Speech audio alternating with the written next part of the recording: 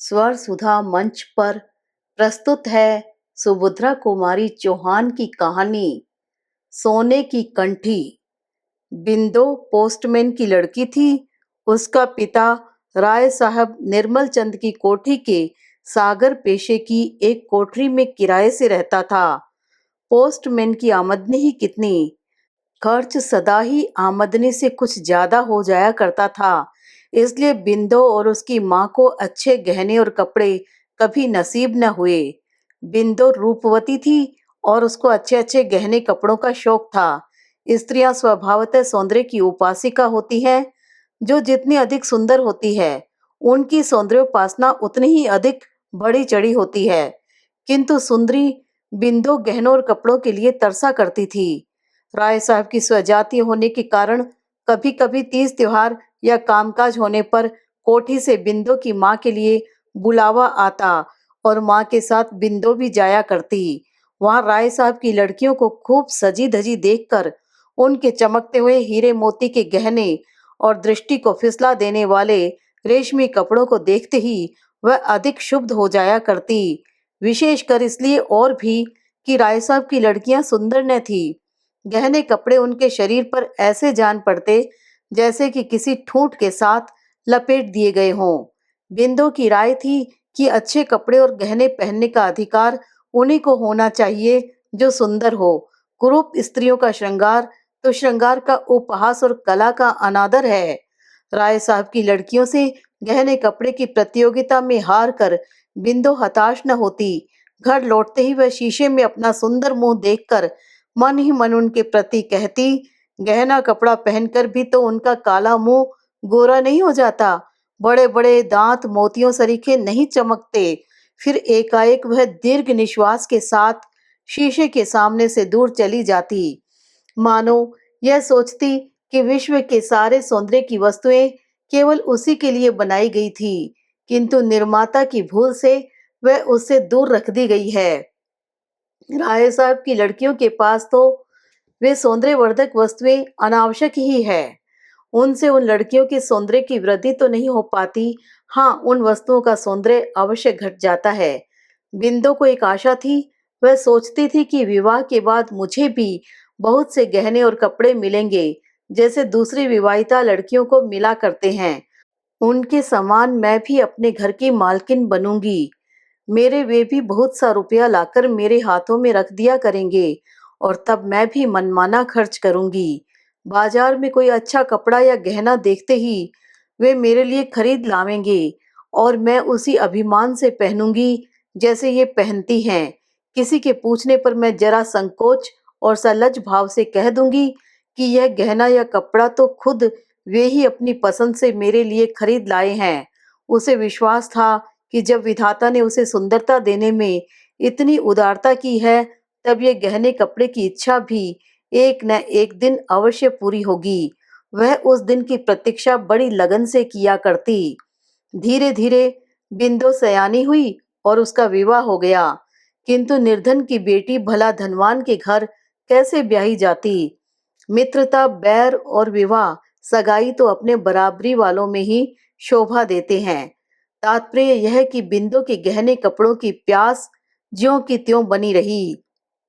विवाह के समय कुछ गहने और कपड़े आए अवश्य थे, किंतु ससुराल पहुंचने के बाद ही वे एक एक करके किसी न किसी बहाने से ले लिए गए। बिंदु समझ गई कि वे गहने उसके नहीं हैं। बेचारी जी मसोस कर रह गई और करती भी क्या। बिंदु की ससुराल में खेती बाड़ी होती थी। परिवार बड़ा था। बिंदु की दो जेठानियां थी और एक अविवाहित देवर। तीन भाई तो खेती का काम मन लगाकर करते थे, किंतु बिंदु के पति जवाहर का मन खेती के कामों में न लगता था। वह स्वभाव से ही कुछ शौकीन थे। उनकी गाने बजाने की तरफ विशेष रुचि थी। कुश्ती लड़ने और पहलवानी करने का भी शौक था। गठे हुए बदन पर सदा मलमल या तंजेब का कुर्ता रहता। घुंघराले बाल सदा किसी न किसी सुगंधित तेल से बसे रहते। स्वभाव में आत्माभिमान की मात्रा भी अधिक थी। वे कुछ न कमाकर भी घर पर अपना रोब जमाते रहते। बिंदु कुछ पढ़ी लिखी होने के कारण उस देहात में आदर की वस्तु हो गई थी। विशेषकर उस समय अवश्य जब वह रामायण या महाभारत पढ़ती और गांव की अनेक स्त्रियां वहां एकत्र हो जाती। वे बिंदु की सास के भाग्य की सराहना करती और कहती, यह लक्ष्मी सी बहू तुम्हारे घर आई है। इसके कारण भगवान के दो बोल हम लोग भी सुन पाती हैं। बिंदु भी अपने इस देहाती जीवन से असंतुष्ट न थी। सास उसका आदर करती थी, जेठानियां उसे काम न करने देती। इसके अतिरिक्त जवाहर उसे प्यार भी बहुत करता था। उसी घर में लड़ाई झगड़ा होने पर कई बार ऐसे मौके आए कि उसके जेठ अपनी स्त्रियों पर हाथ चला बैठे, किंतु जवाहर बिंदु से कभी एक कड़ी बात भी न करता। वह हर तरह से अपने देहाती ढंग से ही सही उसे संतुष्ट रखने का प्रयत्न करता। बिंदु भी अब सुखी थी। उसे गहने कपड़े की याद न आती थी। वैसे तो देहात में अच्छे गहने कपड़े पहनता ही कौन है, फिर भी सबके बीच में बिंदु ही बिंदु दिख पड़ती थी। बिंदु सबसे अधिक सुंदरी तो थी ही, साथ ही पति की तरह वह सबसे अच्छे कपड़े भी पहना करती थी। मना करने पर भी वह जेठानियों के साथ काम करती और सास को नियम से रोज रामायण सुना देती। रात को अलाव के पास बैठती, जहाँ गांव की अनेक युवतियां, वृद्धाएं, युवक और प्रौढ़ सभी इकट्ठे होते। फिर बहुत रात तक कभी कहानी होती और कभी पहेलियां बुझाई जाती। वहां दिन भर के परिश्रम के बाद सब लोग कुछ घंटे निश्चित होकर बैठते। उस समय कहानी और पहेली के अतिरिक्त किसी को कोई भी चिंता न रहती थी। सवेरे नदी का नहाना भी कम आनंद देने वाला न रहता। बूढ़ी युवती, बहू, बेटी सब इकट्ठी होकर नहाने जाती। रास्ते में हंसी मखौल और तरह तरह की बातें होती। बिंदु भी उनके साथ जाती। नदी में नहाना उसे विशेष प्रिय था और कभी-कभी जब वह बिरहा गाते हुए दूर से आती हुई अपने पति की आवाज सुनती या जब वह देखती कि उसका पति अपनी मस्त आवाज में खुदा गवाह है, हम तुमको प्यार करते हैं, गा रहा है, तो उसे ऐसा प्रतीत होता कि जवाहर उसी को लक्ष्य करके कह रहा है। तात्पर्य यह कि बिंदु पूर्ण सुखी थी। अब उसकी कोई और इच्छा न थी। एक बार बिंदु की माँ बीमार पड़ी। माँ की सेवा करने के लिए बिंदु को लगातार 4-5 महीने नहर में रहना पड़ा। फिर उसकी आंखों के सामने वही राय साहब की लड़कियां और वही गहने कपड़ों का प्रदर्शन होने लगा। उसकी सोई हुई आभूषणों की आकांक्षा फिर से जाग उठी। वह सोचने लगी, क्या इस जीवन में मेरी अभिलाषा कभी पूरी न होगी? तो फिर ईश्वर ने मुझे इतना रूप ही क्यों दिया? किंतु विधि के विधान पर किसका जोर चलता? राय साहब निर्मल चंद 40 की उस पार पहुंच चुके थे। फिर भी उनमें रसिकता की मात्रा आवश्यकता से अधिक थी।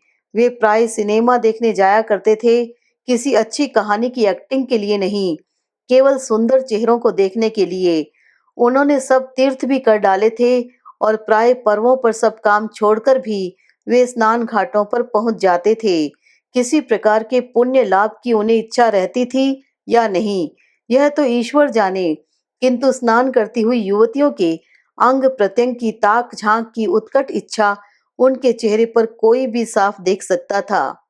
वे कश्मीर और नैनीताल भी अक्सर गर्मी की छुट्टियों में जाया करते थे, किंतु वे जलवायु परिवर्तन के लिए जाते थे या और किसी उद्देश्य से, यह नहीं कहा जा सकता।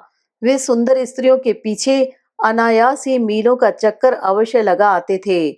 वे बहुत कुरूप थे, इसलिए सुंदरी की बात तो अलग रखिए, कोई कुरूप से कुरूप स्त्री भी उनकी तरफ आंख उठाकर देखने में अपना अपमान समझती थी।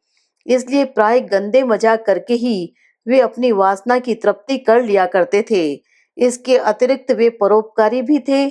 उनके घर एक नामी गिरामी वैद्यराज रहा करते थे, जो राय साहब के मित्रों और उनके आश्रित निर्धनों का मुफ्त इलाज करते थे। उनका दवाखाना राय साहब की बैठक से लगा था। मरीज को दवा देने के लिए राय साहब की बैठक से होकर ही वैद्यराज के पास जाना पड़ता था।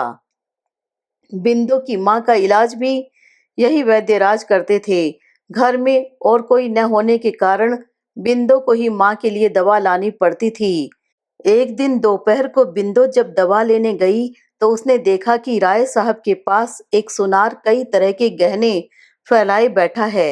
सहसा इस प्रकार गहनों की प्रदर्शनी सामने देखकर इतने दिनों की सोई हुई बिंदु की गहनों की उत्कंठा फिर से जागृत हो उठी। क्षण भर के लिए वह भूल गई कि वह यहाँ किस लिए आई है। वह उत्सुकता पूर्वक उन फैले हुए गहनों के पास बैठ गई और बड़े चाव से उन्हें उठा उठाकर देखने लगी। उनमें से 3 लड़की एक कंठी थी जो बिंदु को बहुत पसंद आई। उसने उस कंठी को कई बार उठाया और रखा और अंत में एक ठंडी सांस के साथ वह उसे वहीं रखकर अलग खड़ी हो गई। राय साहब ने भी वही कंठी पसंद की। बाकी गहने वापस करके सुनार को दाम देने के लिए दूसरे दिन बुलाकर उन्होंने उसे रवाना कर दिया। यद्यपि बिंदु की उम्र की राय साहब की लड़कियां थी, फिर भी बिंदु उनकी कुदृष्टि से बची न रही। उसके इस समय के हार्दिक भाव राय साहब अच्छी तरह ताड़ गए और वार करने का यही उपयुक्त समय देखकर वे हंसते हुए बोले, बिंदु, यह कंठी तुम्हें बहुत पसंद आई है, पहनोगी? एक प्रकार की अव्यक्त आशा से बिंदु का चेहरा खिल उठा, पर यह प्रसन्नता क्षणिक थी। वह गंभीर होकर बोली, नहीं, मैं न पहनूंगी। गहने गरीबों के लिए नहीं होते। राय साहब बोले, गहने तो गरीब अमीर सभी के लिए होते हैं। फिर तुम्हारी तरह का गरीब तो इच्छा करते ही मनमाना गहना पा सकता है। सो कैसे? बिंदु ने पूछा। गहनों की इच्छा तो मुझे सदा से रही है, पर वे मुझे कभी नहीं मिले और न जीवन भर मिलेंगे, यह मैं अच्छी तरह जानती हूँ। राय साहब धीरे धीरे बिंदु की तरफ आते हुए बोले, जीवन भर की बात तो अलग रही बिंदु, यह कंठी तुम्हें इसी समय मिल सकती है। केवल तुम्हारी इच्छा करने भर की देर है। तुम्हारे ऊपर एक क्या, ऐसी लाखों कंठियां निछावर की जा सकती हैं। पर बिंदु, यदि तुम मेरे मन को समझती। राय साहब के आरक्त चेहरे और हिंसक पशु की तरह आंखों को देखते हुए बिंदु सिहर उठी और 2 कदम पीछे हटकर बोली, आप मुझे दवा दिलवा दे, मैं जाऊं, अम्मा अकेली है। उसने इस बात को इतने जोर जोर से कहा जिससे अंदर आवाज पहुंच सके। वह शीघ्र ही दवा लेकर लौटी। उसने मन ही मन सोचा, अब मैं दवा लेने न जाऊंगी। राय साहब की नीयत ठिकाने नहीं है। मैंने समझा था कि वह बेटी समझकर मुझे कंठी देना चाहते हैं, परंतु वे तो सतीत्व के मोल उसे बेचना चाहते हैं। चूल्हे में जाए ऐसी कंठी मुझे न चाहिए विधाता। सतीत्व कंठी से कई गुना ज्यादा कीमती है। किंतु इतने पर भी उस कंठी को वह भूल न सकी। रह रहकर कंठी उसकी आंखों के आगे झूलने लगी। फिर उसने एक युक्ति सोची, यह हो सकता है कि जैसे वह मुझे छलना चाहते हैं, मैं भी उन्हें छल लूं, उनसे कंठी ले लूं, फिर बचकर भाग जाऊं। ऐसे अनेक तरह के संकल्प विकल्प करती हुई बिंदु सो गई। दूसरे दिन दोपहर को बिंदु को फिर दवा लेने जाना पड़ा। पहुंचकर उसने देखा कि राय साहब के मसनद के पास उसी तरह की 4 कंठियां पड़ी हैं। बिंदु के पहुंचते ही राय साहब ने उसे बैठने के लिए कहा। बिंदु बैठ गई। कल उसने जितने संकल्प किए थे उसे इस समय याद न रहे। कंठियों की चकाचौंध के सामने बिंदु को सब कुछ भूल गया। बिंदु के सामने ही राय साहब ने एक कंठी को तौलाकर उसकी कीमत 250 रुपए सुनार को देकर विदा कर दिया। बिंदु चकित दृष्टि से उस कंठी की ओर और कभी उन रुपयों की तरफ देखती थी। व्यापारी के जाते ही जैसे उसकी तंद्रा टूटी। वह उठकर खड़ी हो गई, बोली, दवा दिलवा दीजिए, मैं जाऊं, देर हो रही है। अभी कहाँ की देरी होने लगी। कहते कहते राय साहब ने एक कंठी बिंदु के गले में पहना दी और उसे जबरन पकड़कर एक बड़े शीशे के सम्मुख खड़ा कर दिया। फिर उसकी तरफ सतृष्ण नेत्रों से देखते हुए बोले, अपनी सुंदरता देखो, वहां बिंदु है या कोई दूसरी? बिंदु मंत्र मुग्ध सी देखती रह गई। वह अभी राय साहब की किसी बात का उत्तर भी न दे पाई थी कि इसी समय उन्होंने अपने बड़े बड़े दांतों वाला मुंह बिंदु के होठों पर धर दिया। बिंदु को जैसे बिच्छू ने डंक मार दिया हो। वह घबराई, किंतु कुछ वश न चला। इस प्रकार कुछ तो कंठी के लालच में और कुछ राय साहब की जबरदस्ती के कारण उस दिन दोपहर के सन्नाटे में अभागी बिंदु अपने को खो बैठी। बेचारी को उस कंठी की बहुत बड़ी कीमत देनी पड़ी, परंतु उसके बाद फिर राय साहब के घर दवा लेने कभी न गई। उसके कुछ ही दिन बाद बिंदु ससुराल चली गई और उस कंठी को भी वह सबसे छिपाकर अपने साथ ले गई। ससुराल में लोगों के पूछने पर उसने यही बतलाया कि यह कंठी उसकी माँ ने उसे दी है, किंतु बिंदु ने उसे कभी पहना नहीं। पति के आग्रह करने पर जब कभी वह उसे घंटे आध घंटे के लिए पहनती थी, तो ऐसा मालूम होता था जैसे काला विषधर उसके गले से लिपटा हो। कंठी को देखते ही प्रसन्न होने के बदले वह सदा उदास हो जाती थी। बिंदु के पति और जेठों में अनबन हो गई। भाई भाई अलग हो गए। दूसरे भाई तो खेती करके खुशी खुशी आराम से रहने लगे, किंतु जवाहर से खेती का काम नहीं होता था, जिसका परिणाम यह हुआ कि सब लोग तो चार पैसे कमाकर गहने कपड़े की फिक्र करने लगे। इधर जवाहर के घर फाके होने लगे। अभिमानी स्वभाव के कारण जवाहर अपनी विपत्ति भाइयों पर प्रकट न होने देता। अब पहलवानी छूट गई। मलमल तंजेब के कुर्ते मैले दिखने लगे। सिर में तेल भी कहाँ से मिलता, जब खाने के लिए घर में अन्न का दाना भी न रहता। बिंदु से पति का कष्ट देखा न गया और उसने एक दिन कंठी निकालकर पति को बेचने के लिए दे दी। जवाहर बड़ी प्रसन्नता से कंठी लेकर सराफे की ओर गया, पर थोड़ी देर बाद उसने लौटकर निराशा से कहा, यह तो मुलम्मे की है। बिंदु यह सुनकर सर थामकर बैठ गई, मानो उस पर वज्र गिर पड़ा।